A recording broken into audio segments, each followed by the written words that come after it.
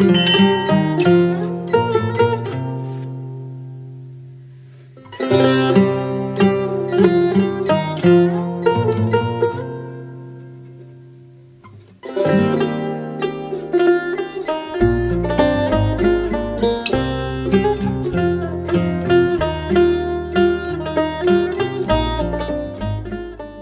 100-year-old property is also called the Tharawad to the extended family lineage.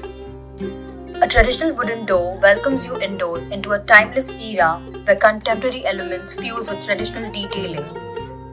A rough, unplastered, exposed brick wall forms the backdrop for the living room against which bright pops of colors and prints reign supreme. The living room also features a formal zone and an informal zone without a barrier demarcation. The formal zone features a mix of dual couches and single-seaters upholstered in multiple colors and prints.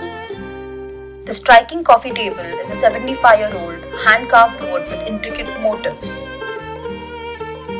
As you swiftly move on to the other side of the room, here the designers have created an informal zone on the other side where they restored a teakwood table and refurbished it to form the traditional jhula with antique motif brass clamps.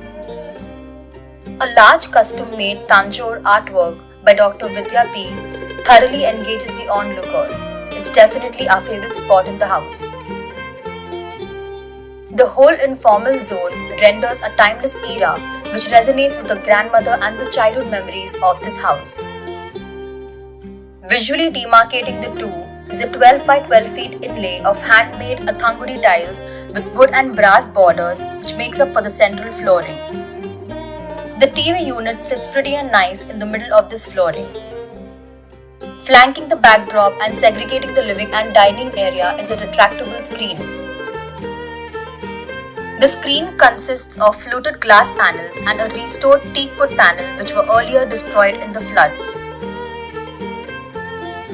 The dining table is a solid teakwood table which the family has owned for many decades.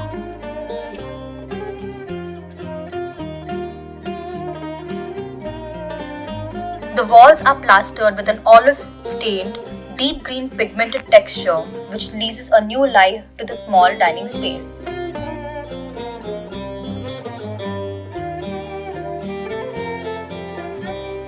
The island kitchen wall and the long dining wall are lime plastered with natural pigmented color stains. The clients requested for 2 kitchens.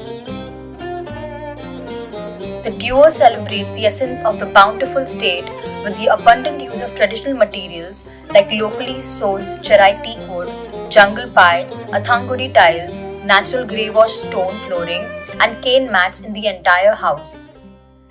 The seating zone and the dining zone are segregated both visually and physically. The master bedroom has a defined zone for reading and study. As soon as you enter the master bedroom, a deep blue rustic plastered wall welcomes you in. Traditional brass switches are refurbished for a modern yet rooted appeal. A grey hue of lime plaster pigment embraces the whole guest room. This room is a simple juxtaposition of minimalism and wood. 2 damaged posts from the property were carved and reclaimed them to be used as 2 pendant lights on either side of the bed. Bamboo and cane were used as material adaptations across the tables, wardrobes, and other furniture. The house celebrates raw beauty. The designers never desired to achieve perfection, but instead worked towards retaining the natural tones and textures of each and every material. The house as a structure was remodeled and rebuilt 40 years back. This gave the impetus for the design brief, which was plain and simple, to thoroughly restore the house in the flood aftermath.